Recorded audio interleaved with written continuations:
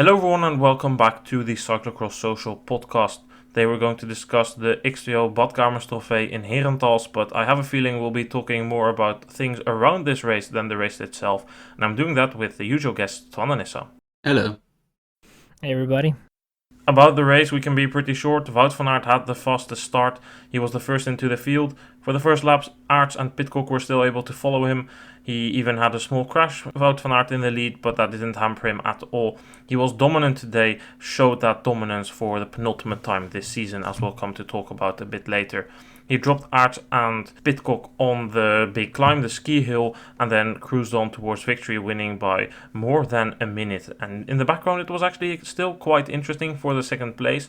Pidcock was able to drop Aerts, but in the final lap, Aerts was able to come back towards Pidcock because the gap was never bigger than 10 seconds. Eventually, though, Tom Pidcock took more risks in the downhill and opened a small gap over Aerts and was able to secure that second place ahead of Toon Aerts, who did a good job in the overall classification. Well then, let's get straight into the big news. Wout van Aert taking a win here after a dominant performance. However, he decided to announce after the race that he's not going to be racing the World Championships in Fayetteville. It's fresh news. We're within 1 hour after that was announced. What do you guys think about that decision? I mean, it is what it is. I think he had this idea already for a while. This is preparation that goes in last year somewhere, that they decide that the World Championship is not fitting in his planning. I wouldn't say it was expected, because he was just performing very well. He was the best in the field at the moment by far, not only a little bit.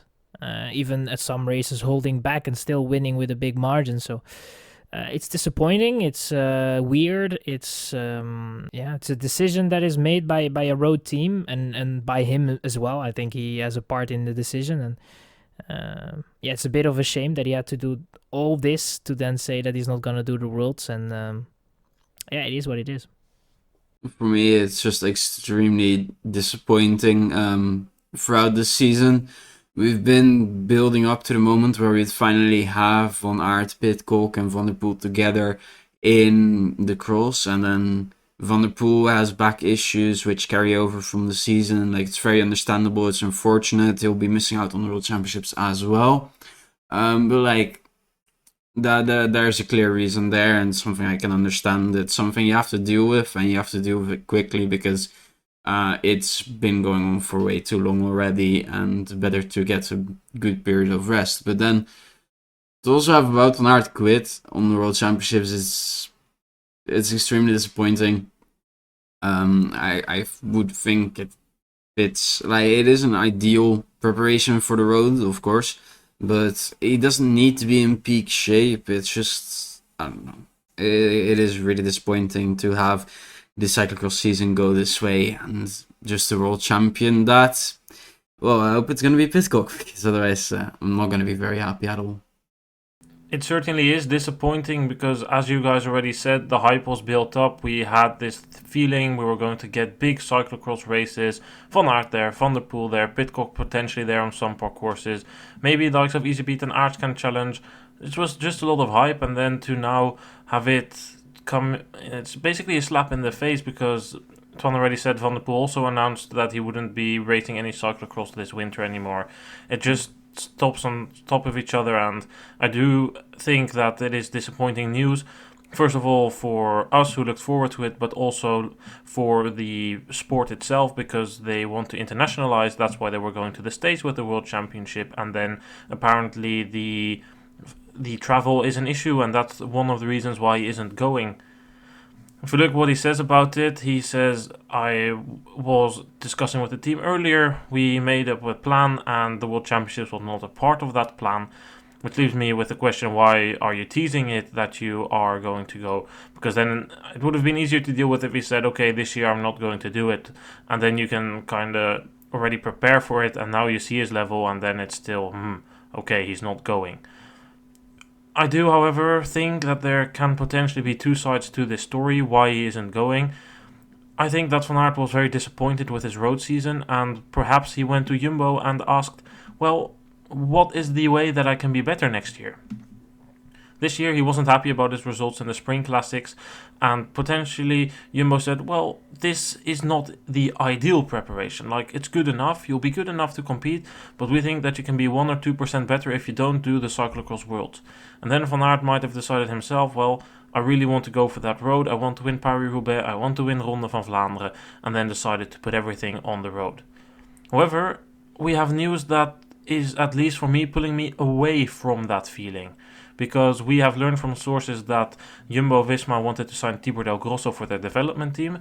Del Grosso refused to sign because he was forced to stop cyclocross by Jumbo-Visma and eventually joined Maytech, where he could combine both. We also earlier had the news of the Van Dijker brothers not being allowed to do cyclocross, and these things together, for me at least, just have the feeling that Jumbo has a bigger role in this, because Van Aert explicitly said that it was a decision made by him and the team, and I just feel like he's being drawn away from cyclocross more to road, as that is where the priority of Jumbo lies. Let's say that this is the case. I mean, we don't know it for sure, but I would just want to hear what you guys think. If this is the case, do you think that we will ever see Wout van Aert back in cyclocross, or is this really the end of him doing cyclocross, or at least cyclocross in a way that includes the World Championships? I think he will return. I think that the main reason that this year he was not able to come is... I think at the end of the day, the majority of the decision is probably made because the World Championships are in the States, and the travel towards is probably for him. We have to remember he wants to perform very well on the road. Last year was maybe a bit disappointing with in the Tour of Flanders. Paris-Roubaix was also not really good, but that was at the end of the season due to the COVID measurements. But I think that next year the World Championships are going to be in Hogerheide. It's a bit closer. You're going to lose a little bit less time in preparation towards the championships. I think then they will look if they can fit the World Champions in then, and I have confidence that they probably will. But it's obviously not. Yeah, it's a bit two-sided, because I think in a way it's sad that it happens, but also it's good that we have now it's now very clear who is going to take part and who is not going to take part. We don't have to guess and suggest if somebody is going to take part for a month or so. So that is maybe the positive note of this. But I would say it's a shame that such a champion, great rider, someone that has been dominant this season is not going to take part in the most important race of the cyclocross season. So. A bit two-sided. I just think it's a bit weird because Van Aert always said, and he even said it this year before the Olympics, whenever I came back from the World Cups in the United States, I never experienced the jet lag. It never hampered me in my preparation for the races after the USA World Cups. And now it's all of a sudden, yes, but the jet lag. And this is the same guy saying before the Tokyo Olympics, I'm not too concerned about the jet lag when I fly because I've never really had troubles with adjusting to different time zones, partly due to the time of my flights. It makes it easier for me to adapt and it's no big deal. This inconsistency regarding jet lags is just another thing that makes me wonder, is it a decision by Van Aert or is it one by the team?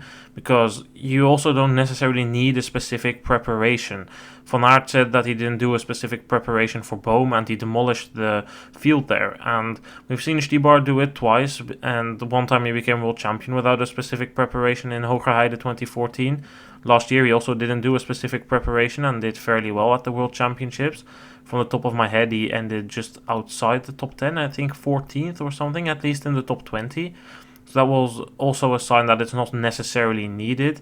The only thing that then moves me back towards, okay, maybe it's a decision by Van Aert, is that Marianne Vos from the same team is allowed to race the World Championships. She does have a different trainer, so perhaps that's just a different philosophy that's behind it, and the team will allow it in that case.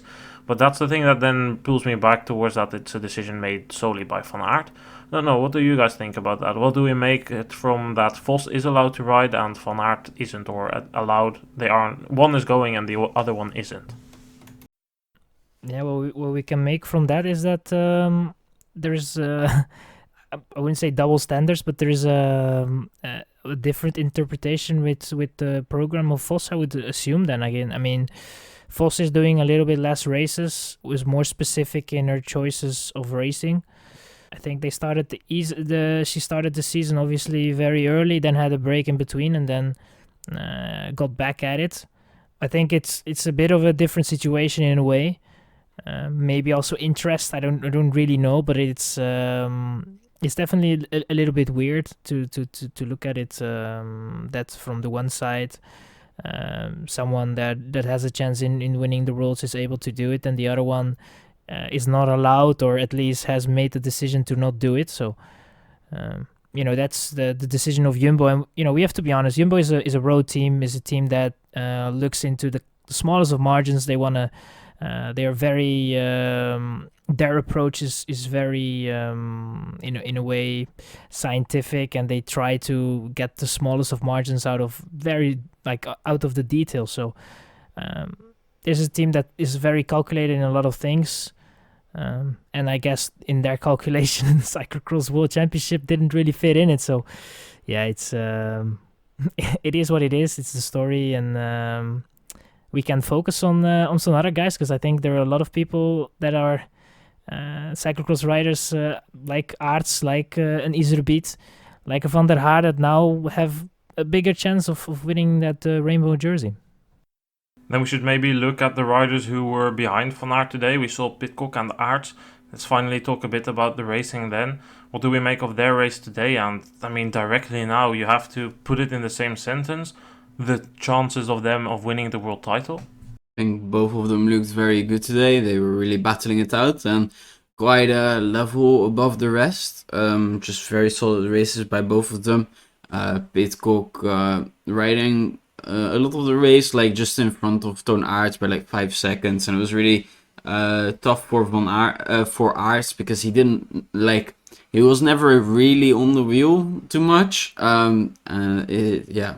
Good race by him, especially for the classification as well. But Pidcock was still a little bit stronger today. Yeah, very strong ride, especially by Twan and Issam, never letting his head down and keep chasing Pidcock and trying to take as much time as possible on Iserbyt for the classification.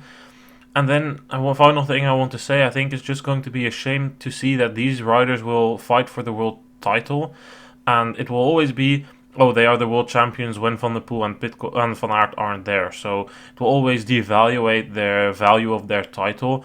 And that's a shame, because these riders can't do anything about the decision that other riders make. So that's going to be a shame for them. But that's why I also hope that if this is a decision by the team to pull away Van Aert from cyclocross, then I just hope that it's not going to be a regular thing that Van Aert does a block of racing around the Christmas period where he absolutely demolishes everyone, because then these riders will never have a chance of getting a proper value title. If he moves away from cyclocross, then there would at least be the opportunity for people to get used to the new reality in cyclocross. And that happened as well when Stibar left, when Bohm left, and when Nys retired.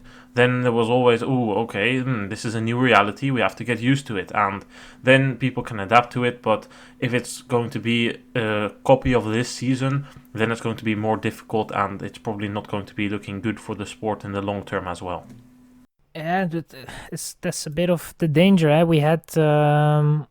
I think we escaped from that situation twice, with Lars Bohm in a way, and then with Zdeněk Štibar, which, if he had the chance to go a little bit more in the field and focus only on the World Championship, we would have, he probably would have even won 1 or 2 championships with very little riding, with very little races, and then we would have ended up a bit in the same situation. So I think, this might be even the future in a way, that we're going to have riders that are going to be very good in cyclocross, but then have that focus on the road, and then be like, well, I want to have a good preparation on the road. I'm not going to do that many races. Maybe the World Championship is a bit too late, or for whatever reason I cannot really do it, but then still do races and dominate when they are there. So I don't think it's bad or good for the sport in a way, because obviously it's not very good for the narrative and for the way we look at the level of cyclocross, because now we have this thing around those guys that are full-time cyclocross riders, that they are just bad or whatever, but they are not. They're just facing a very tough opponent, a guy that has a palmarès that if you look at it, that's, there are a lot of road riders that are very jealous of it and that have retired already and didn't achieve what Van Aert has achieved on the road. So, I think that in the end we have to deal with the situation, and it's up to us and to the ones that are covering the sport a little bit and that look to the sport to make sure that we don't fall in that narrative of saying that one guy is ruining the sport. And we just have to look at it from another's perspective from now on, I would say. Yeah, let's hope. And I mean, of course, now it looks a bit more extreme because Van der Poel is not able to ride the World Championships as well because he had a back injury and that's lingering. Twan, can you tell us maybe a bit more about the news that we heard about that today? The story around Van der Poel, it is that they will rest him as long as it is needed to get the back fully healthy. Whether he comes back for Omloop, the Tour de France, or next cyclocross season as his first race, it's not an issue. The most important thing is to make sure that he is healthy. It's not a chronicle thing such as it is with his brother. So that is a good sign. They just, are taking him into protection basically and making sure that he can have a long career. That, of course, everyone would love to see. And of course, he's only turning 27 this year. More than enough years for him to still harvest wins and titles everywhere. So, yeah, I think it's just all the best that they let this one fully rest, because if you're going to try and get back every time there's a bit of an improvement, then you can end with serious issues and it can ruin a career, perhaps like we see with Thibaut Pinot. Anyway, let's run down the entire top 10 then. Van Aert taking the win ahead of Pidcock, Aerts and then Van Toerenhout to put in another solid ride. 5th place went to the European champion Lars van der Haar ahead of Jens Adams. Then in 7th we see Tom Meeuwse ahead of Gianni Vermeers. 9th place went to Iserbyt and the 10th place went to Corny Van Kessel. Let's talk about the two Dutch riders in the top 10. Both of them kind of riding opposite races. Do we know where Lars van der Haar came from? Because in the last 3 laps or so, he was storming to the front, whilst before he was still around Iserbyt at the back end of the top 10. Yeah, Van Aert taking that approach of being a little bit more conservative in the beginning of the race, and then out of nowhere, in a way, stormed into that 5th position. A good race from his side, and we heard from Nice later on that he is riding obviously this race with the nationals at the back of his head. Doesn't really have something to lose in this classification, or at least it's not a major. So yeah, he just tried to finish very well, I would assume, and not to spend too much energy in the beginning of the race, and managed pretty well. Very strong race. I mean, Van Kessel, we saw him very much in the front in the beginning, and then faded a lot. I guess still having some. Still is a bit compromised by that crash that he had in Baal. So I guess that doesn't really help. And for him, it's also a case of national championship, because I think both have a chance there. It's a fast parcours. I think a little bit more for Van der Haar than for Van Kessel, but it's going to be an interesting championship for sure. Van der Haar in the end just ends ahead of Jens Adams. I mean, what can I say about Jens Adams? He had a problem with his saddle in the beginning. He is also riding a very strong race here today, then eventually to end 6th. What do we guys think that Jens Adams can do at the Belgian Championships? Do we think he's an outsider for a top 5, or maybe, dare we say, a podium? I think top 5 is already maybe a little bit stretching it, but if the circumstances are right, he might just be able to do it. Definitely one of the better performances we have seen once again recently. I think Adams is putting his name forward once again for a place in the World Championship squad, which could be possible. Should be interesting to see what will happen there. If we look a bit further down the top 10, we see who will be competing with for that spot, Tom Meeuwse. Nothing special about his race, just a solid ride. A bit further down, however, we come to 9th place of Iserbyt. That's again a bit disappointing. What was the story about his race? Because there were some reports from the pit zone, but it was all a bit contradicting once again around him. Yeah, well, he missed his start and was not really in a great position at the start. First lap was not really well. Then he tried to make up for it, but was then in a second group. I guess that was like 20 seconds behind or something. Tried to make up, and all of a sudden he was at the back of that group. So Then I guess for him it was probably not the best of days, and decided to take it a little bit easier, I would assume. From the pit lane, or at least Richard Groenendaal, one of the trainers and heads of Paul Sauze, was saying that it was not part of the plan, that it was not really what they have discussed before the race, because they are still in the back of the head with the X2o classification, which up until that moment he was still close to Aerts. But in the end, that classification is now kind of gone. You cannot really count him in the race for the classification. I mean, Aerts has to skip a race and then he has a chance, but other than that, it's pretty much for Toon Aerts. So yeah, it was not really his day. Bad day at the office, I would assume, and he's probably focusing on the championships. But I feel like around him it's a bit another day, another story, because in Loonhout it was no, he doesn't care about this trophy, it's too much, trophy too much. And then in Baal he did good, and it was like, oh no, he didn't give up, he just had a bad day in Loonhout. And then today it was like, yeah, it was not the plan, but he probably felt it wasn't enough. And after all, it's just the X2o trophy, he doesn't really care about it that much, was what we heard from Groenendaal from the pit zone. So it's all a bit contradicting. And I do not think that this is the true representation of his level. He will probably get the podium at the Belgian Championships this weekend. And will he get the title, which he was aiming for? I don't think so. That one should go to Wout van Aert.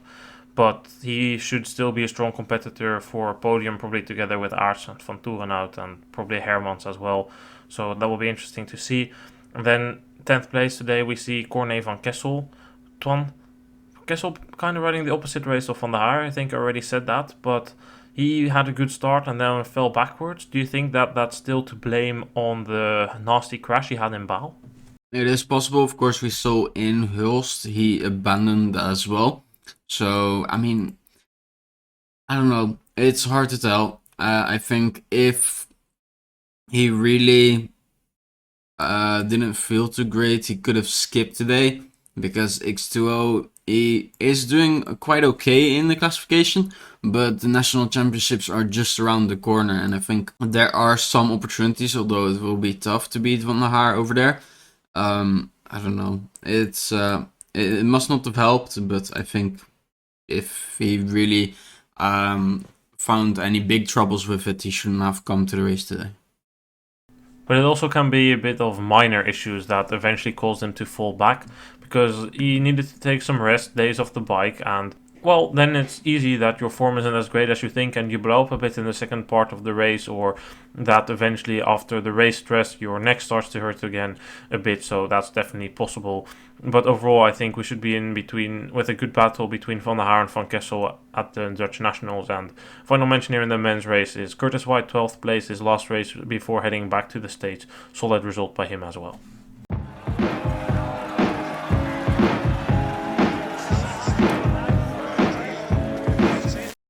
Let's then talk about a women's race, also not very exciting. Twan, give us a brief summary of that one. It was a good start by Denise Betsema, and that was crucial today, because one of the lesser known riders had a very good start as well, Fauve Bastiaansen, and she held up Brand and Worst and Kant and all the likes for quite a bit, gave Betsema a good head start, but it wasn't to be. Lucinda Brandt is riding a very dominant race, catching up quite quickly and leaving her behind as well. Another victory for the world champion ahead of Denise Betsema, and third place goes to Annemarie Worst. It's a bit the story of the last couple of weeks, Brandt being so much better than the opposition, today finding a parcours that suits her once again, like she's been doing the last couple of weeks, taking the win here. I don't think anybody set a foot wrong in the background, just nothing to do against Lucinda Brandt, who as always put in a blistering last lap to be able to open the gap further over Betsema. Yeah, what can you do with someone that is levels above the rest in a way? It's this season a bit, the same narrative that we had with the men's race and Van Aert is what we have with Lucinda Brandt by the women, and she's just going so well, very strong. Again today, she was saying before the race that she felt that she was a bit tired, that it took her toll the way that she had to do so many races in a way. But then, showed us that very quickly that narrative was wrong and that she was in control from start to finish and won the race with dominance. And I think also makes a very big step forward in the classification of the X2o Badkamers Trofee, because I think that it's going to be very hard for Betsema to hold off this Brand. 3 races left in this classification, Hamme, and then we go after the World Championships to Lille and Brussels. So there's still things that can happen there. Betsema, only 2 seconds left. Let's hope that Brand takes it easy in Hamme so we can get an exciting battle there just before the Worlds or after the Worlds, so we can still see a bit of a close battle there, because Super Prestige is already pretty much in the bag for Brand, so it would be interesting to see still a bit of fighting there. If we look in terms of fighting, for 3rd place there was still some sort of battle. Worst against Cant. Worst solid ride, but personally I think Cant was also very strong today. She had that chain drop when she was actually in the wheel of Brand and Betsema and was actually lapping faster than them. I think Cant put in a solid ride here today and could head towards those Belgian championships, but also towards the rest of the season with a bit more confidence than she had earlier. Yeah, this was a bit of a different Cant, or at least this is a better Cant than we have seen. I think the best Cant actually that we have seen this season. She was in a good mood. It looked all very good, very strong. For a part of the race, she was in that 3rd spot and actually closing in on Brand. Then their chain dropped, had to put it back on, cost her some time. Then had that battle with Worst. Eventually had to give in at Worst for the 3rd spot, and that was a bit of a shame. But very, very good race from Cant. A bit of a shame that she wasn't rewarded with a podium, but I think for her this is a very this is a race that's gonna boost her confidence and is gonna boost to her this is what she needs. This is that extra push that she needs for the nationals, and that podium or top 5 is going to be more and more realistic. If she can, put this a little bit more in the right direction, there is definitely a chance that she might end up on a top 5 and even surprise us with a podium. Yeah, she will probably be aiming for a podium, but in my opinion, a podium is it's a step too far. If she gets a top 5, she should already be extremely happy considering the competitiveness of the field. Today there were quite some names missing or riders underperforming who will do better at the World. So yeah, I think a podium is too much for Cant. Let's look at our entire top 10. Brand ahead of Betsema and Worst. 4th place went to Sanne Cant, as we just discussed. 5th place went to Rochette ahead of Bakker, who did a solid ride. Alvarado ended 7th ahead of Honsinger Munro, and 10th place went to Karen Verheestraten. Let's talk here a bit about Magali Rochette before we come towards the end of the podcast. Twan, what did you think of her ride? I mean, I already briefly touched upon it, but maybe you have a bit more to add? I think it's slowly getting better again. Of course, carrying through that illness must still affect her a little bit, like just some missed percentages right there. So I definitely think there's more in there, and hopefully with good training and some nice rest before the World Championships, we will see her in great condition there. The woman finishing behind her as well, I think, has been slowly but surely working herself up in form throughout the season, and I think Maman Bakker with 6th place today can be very happy, and is slowly but surely starting to earn her World Championships selection based on merit rather than it's just the last one that we have. Further down the top 10, Madigan Munro, again another solid ride, ending 9th, but it was 5 minutes behind the winner. And I mean, yeah, it's just a bit telling for the X2o Badkamers Trofee this season, especially in the women's category where everyone prioritizes the World Cup, that Karen Verheestraten ends here in 10th ahead of Lucels. I mean, all respect to these two women who keep riding and keep doing what they love, but in reality they just don't get the results in the big races. I mean, Verheestraten, yes, she was good in Gullegem yesterday, but look at the results in the World Cup. 41st in Dendermonde, 27th in Zolder, which is in the World Cup, 25th in Loenhout.